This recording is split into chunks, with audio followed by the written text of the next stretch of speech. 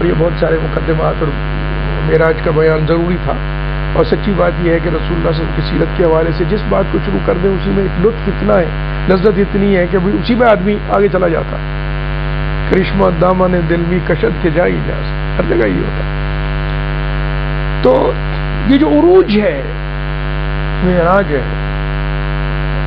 اس میں تحفہ ملا نماز کا، اور رسول اللہ صلی اللہ علیہ وسلم نے امت کو کہا کہ الصلاۃ معراج المومن، کہ رسول بجسد اطہر اوپر گئے اور وہاں تک دیکھا ہے، تم بھی وضو کر کے اپنے جسم اور روح کو یکجا کر کے اپنی توجہ کو مرکوز کر کے اللہ کے سامنے جا کے جب تم نماز ادا کرتے ہو تمہارا یہ معراج ہوتا ہے۔ یہ عروج کی انتہا ہے امت کے لیے۔ رسول اللہ صلی اللہ علیہ وسلم اوپر گئے تھے اس زمین سے اوپر، اور مسلمانوں کے لیے کیا ہے؟ فرمایا کہ اقرب ما یکون العبد وهو بربہ وهو ساجد، کہ تم جب قیام کرتے ہو اس کی حمد بھی ہے، اس سے مانگنا بھی ہے، رکوع کرتے ہو اس کی عظمت بیان ہوتی ہے، پھر قیام کرتے ہو پھر اس کی حمد ہے، دونوں قیاموں میں حمد ہے نا، الحمدللہ رب العالمین ربنا ولک الحمد سمع اللہ لمن حمدہ، جس نے اس کی حمد بیان کی اللہ نے سن لی۔ امام نووی نے بڑی خوبصورت بات کی ہے، کہا کہ کمال ہے، ربنا ولک الحمد بعد میں کہنا ہے، لیکن اعلان وہ آپ کی زبان سے کروا دیتا ہے کہ جو حمد ابھی نہیں ہوا جو ہی ہوگا وہ سن لے گا، پہلے ہی سن لیا وہ ہم سمع اللہ لمن حمدہ، اس کا حمد سن لیتا ہے جو اس نے سن لیا، اس نے سن لیتا نہیں، سن لیا اس نے، اس میں بھی حمد ہے، حمد بھی ہو گیا، عظمت بیان ہو گئی۔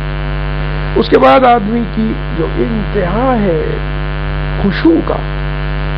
اللہ کے سامنے تعبد کا، یہ انتہا عبادت کی تو کر سکتے ہیں ہم، دل کی دنیا ہو رہے اس میں تو ہر چیز کا مالک اس کو بنا لے، اپنے آپ کو اس کی مرضی کے سپرد کر دے، دل کا بھی ہے، اور جسم ساتھ میں لانا ہو تو پھر انتہا کیا ہے کہ انسان سر نیچے رکھ دے زمین۔ تو رسول اللہ صلی اللہ علیہ وسلم نے فرمایا کہ جب انسان سر زمین پہ رکھ لیتا ہے نا تو اس وقت اپنے رب کے سب سے زیادہ قریب ہوتا ہے۔ رسول اللہ صلی اللہ علیہ وسلم کا معراج ہوا اور امت ساری، اور آپ نے بھی اسی پہ عمل کیا کہ جب سر زمین پہ رکھ دیا، یہ بھی معراج، قریب ترین ہوتا ہے انسان اپنے رب اکرم۔ فرمایا اب مانگو، اب مانگنے کا وقت ہے نا، یہ سجدہ، اما سجودہ فاکثروا فیہ الدعاء، تو اس میں دعا کثرت سے کرو، بہت زیادہ کرو، تو دعا بہت سی، اس میں بھی آپ وہی کچھ کہہ رہے ہیں، سبحان ربی اللہ، وہی ہے جو وہی معنی کے اعتبار سے وہی ہے، تسبیح ہے، اور اللہ تبارک و تعالیٰ کے علوم کا بیان ہے، اس کی صفات کا بیان ہے، اعلیٰ میں سب کچھ آتا ہے، اس میں رحمت بھی آتی ہے، وہی سب سے اونچا سب سے عالی وہی ہوگا جو رحیم بھی ہوگا، جو رحمان بھی ہوگا، جو ہدایت بھی دے سکے گا، وہی بات ہے، بات وہی، تعبد کی ہے، جذبہ وہی ہے، اقرار وہی ہے، تو اس وقت دعا کرو، اور یہاں سے آغاز ہوا، اور اس میں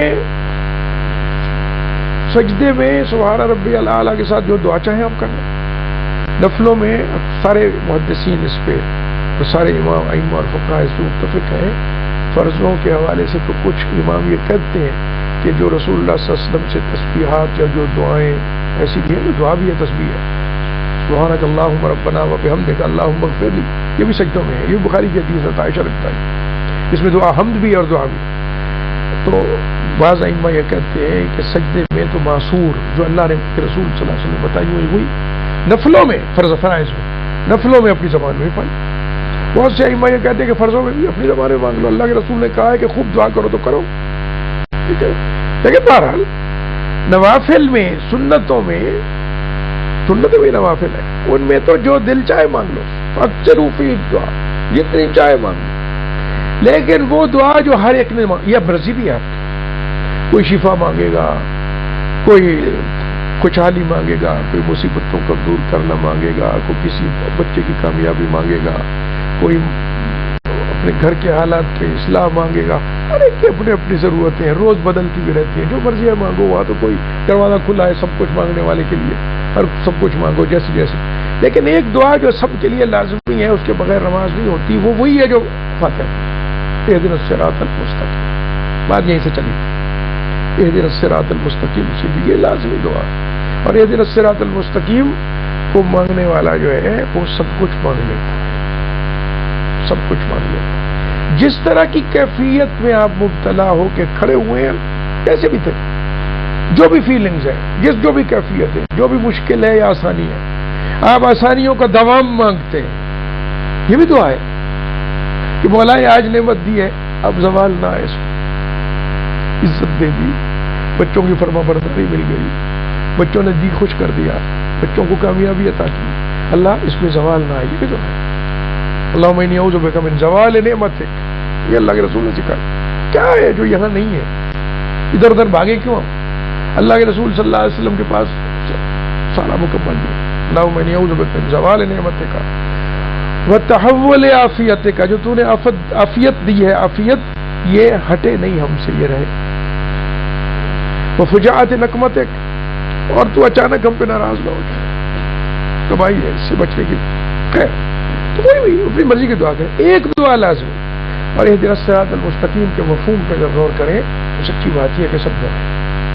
ہر موقع پہ زندگی جس طرح کی کیفیت میں ہو، غم ہے، خوشی ہے، بیماری ہے، صحت ہے، کمی بیشی ہے، تنگ دستی ہے، خوشحالی ہے، دشمن سے امن ہے، دشمن کا خوف ہے، آفات سے امن ہے، آفات موجود ہے، کوئی بھی کیفیت ہو، ہے تو امتحان سارا۔ اللہ دیکھتا ہے اس میں کہ کیسے رہتا ہے، ان تمام احوال سے آزما کے دیکھتا ہے کہ میری عبادت چھوڑ تو نہیں دیتا۔ اور ہر جگہ سب سے بڑی کامیابی یہی ہے کہ جس کیفیت میں ہو اسی کا ہو، کامیابی کی ضمانت ہے۔ اہدنا الصراط المستقیم ہر کیفیت میں، مولا حق پہ قائم ہے، سچائی پہ قائم ہے، اسی میں سب کچھ۔ اور جیسے میں نے پچھلی دفعہ عرض کیا تھا کہ ہمارے اپنے کاموں کے نتائج ہوتے ہیں جو ہمارے سامنے آتے ہیں۔ اگر ہم اس سے کہیں کہ سیدھے راستے پہ چلا تو ہم سیدھے راستے پہ چلیں گے، برے نتائج ہماری اپنی کوتاہیوں سے، خرابیوں سے، ہماری اپنے گناہوں سے جو ہماری زندگی میں آ کے مصیبتوں میں ڈال رہے ہیں، ہمیں ان سے بچ جائیں، یہ بھی شامل ہے۔ لیکن اصل بات یاد رکھیے، اصل بات ہر حالت میں استقامت ہے کہ جیسے بھی تو رکھے تیار ہے، یہ نہیں جیسے رکھا تو نے یہ نہیں، یہ سب سے بڑی بات۔ تو اہدنا الصراط المستقیم نماز میں لازمی دعا ہے، اس کے بغیر نماز نہیں۔ اہدنا الصراط المستقیم سورہ فاتحہ پوری رکن ہے، اور اس کے بغیر لازمی دعا ہے، اور اس دعا کو یوں ہی نہیں پڑھ کے آگے چلے جائیں، دل کی گہرائیوں سے مانگ رہے ہیں۔ اللہ تبارک و تعالیٰ میں اس کی توفیق عطا فرمائے کہ ہم اپنے بھلے برے کے حوالے سے تو ہماری شرح صدر ہو چکی ہو، اور جب وہ بلاتا ہے اور توفیق بھی دیتا ہے، لاکھوں کروڑوں کو ملتی نہیں ہے توفیق کہ ہم وضو بھی کرتے ہیں، اس کے سامنے کھڑے بھی ہو جاتے ہیں، اس کے گھر میں بھی پہنچ جاتے ہیں، اذان کا جواب دیتے ہیں، اقامت کے ساتھ ہی ہم بھی حکم ملتے کھڑے ہو جاتے ہیں، ہاتھ باندھ دیتے ہیں، تکبیر کہہ دیتے ہیں، تکبیر تحریمہ۔ تو اللہ پھر یہاں سے آگے کی برکتوں سے محروم نہ رکھے، آگے ہم پھر مانگے تو صحیح، اور دل کی گہرائیوں سے مانگے، اور شعور کے ساتھ مانگے، صرف زبان کی ایکسرسائز نہ کر رہے۔ اللہ تبارک و تعالیٰ ہمیں یہ بات عطا کر دے، ہماری نمازیں سچی نمازیں بنا، ہماری دعائیں سچی اور دل کی گہرائی سے مانگے۔ آخر دعوانا الحمدللہ۔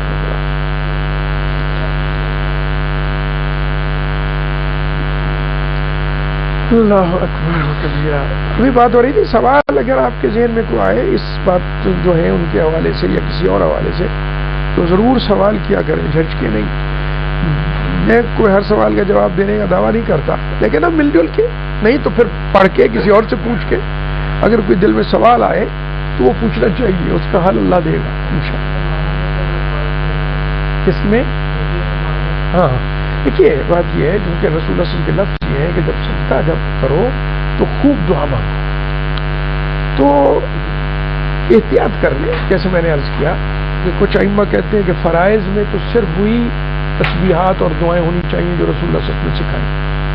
اور میں نے ایک آپ کو جیسے تسبیح بتائی سبحانک اللہم ربنا و بحمدک، یہ تسبیح ہوئی، اللہم اغفر لی، یہ دعا بھی ہوگی مجھے بخش دے، تو اس میں بھی دعائیں موجود ہیں۔ کچھ امام ائمہ اور علماء کہتے ہیں کہ سجدے میں وہی دعائیں مانگیں اور وہی بات کریں، سجدے میں فرائض میں، لیکن فرائض کے علاوہ سنتیں یا نفل جب ہیں جو دل چاہے مانگے، نیک دعا جس زبان میں چاہے مانگے، اس پہ اتفاق ہے۔ آپ نوافل سنتیں پڑھیں، سنتیں اور نفل رسول اللہ صلی اللہ علیہ وسلم بہت لمبے پڑھتے ہیں، اس لیے کہ اجتماعی جب عبادت ہے تو اس میں کمزور ترین کا خیال ہوتا ہے، انفرادی عبادت میں بندہ ہوتا ہے اور اس کا رب ہوتا ہے، اس میں لطف زیادہ ہوتا ہے، ہمارا عمل الٹا ہو گیا۔ تو اس میں آپ مانگیں، پھر جو دل چاہے مانگیں، اپنی زبان میں بھی مانگیں، خوب مانگیں، اور کوشش کریں دعا کی قبولیت کے لیے کہ اللہ اکبر سے توجہ کا ارتکاز شروع ہو جائے۔ یہ کوشش ہے ارتکاز توجہ کہ لوگ کہتے ہیں کہ یہ بڑی شے ہے کہ انسان کا عزم بڑی بات، ول پاور ڈیولپ ہو جاتی ہے، توجہ کا ارتکاز ہوتا ہے۔ کوئی کہتا ہے جی شمع بھی نہیں کرو، ہے نا، اس پڑھا ہوا ہے نا آپ نے۔ کوئی کہتا ہے جی یہ فلاں تصور کرو، ہمارے صوفی کہتے ہیں تصور شیخ کرو۔ رسول اللہ صلی اللہ علیہ وسلم نے جو سکھایا ہے کہ تم ہر وقت تم ہوتا ہے، اور جو سب کچھ دیتا ہے اور جس کے سامنے جو ہر وقت سنتا ہے اس کی طرف اپنی توجہ کو مرتکز کرنا سیکھنا۔ ساری دنیا میں سارے کاموں میں توجہ کا ارتکاز حاصل ہو جائے نماز پہ۔ یہ سب سے خوبصورت بات ہے کہ اللہ کی طرف توجہ مرکوز ہو جائے اور اپنے دھیان کو دوسری چیزوں سے کاٹ دیں۔ ہمیں کسی شمع بینی کی ضرورت نہیں ہے، اللہ کے سامنے حاضری کا موقع جو ہے اس سے اچھا موقع ارتکاز توجہ کا اور کون سا ہو؟ اتنے تو عذاب، اتنے تو مصیبتیں ہوتی ہیں اس دنیا میں، اتنے گناہوں کے پنڈ لے کے پھر رہے ہوتے، اس کا بوجھ بھی ہلکا کرنا ہوتا ہے۔ تو اس کیفیت میں جائے آدمی تو ابتدا سے توجہ کرے اور انشاءاللہ چلتے ہوئے پہنچے جو چاہے گا۔ اور دعا کے حوالے سے ایک بات اور میں آپ کو بتاؤں